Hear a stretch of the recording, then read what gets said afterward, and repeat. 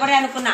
ఒక మీటింగ్ పోయినా, 60 సంవత్సరాల వయసు, నా పేరు లలితమ్మ, నా చెక్కు 1,30,000 అన్నది. నేను పోయినప్పుడు 60 సంవత్సరాలు ఆమె ఇదే కంపెనీ ఆమె తీసుకోగలేంది, నేను ఎందుకు తీసుకోద్దని క్వశ్చన్ వేసుకున్నా.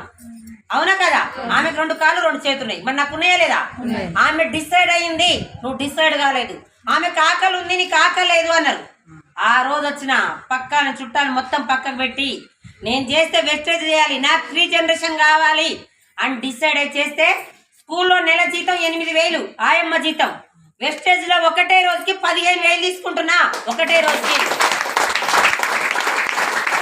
నేను గొప్ప కాదు, కంపెనీ గొప్ప. ఒక అవకాశం వచ్చింది, పట్టుకున్నా. స్కూల్లో సంవత్సరం జీతం 80,000, ఆయమ్మ జీతం. 4 సంవత్సరాల జీతం ఒకటే నెలకు తీసుకుంటున్నా. పవరా దండం పెట్టి చెప్తున్నా. ఆయమ్మ సూపర్ మాట్లాడుతుంది, నాకు మాటలు రావనకండి. మీరు నేను కిలో బియ్యం పొయ్యి మీద పెడదాం, సేమ్ అవుతుందా వేరు వేరు అవుతుందా? మరి ఇందులో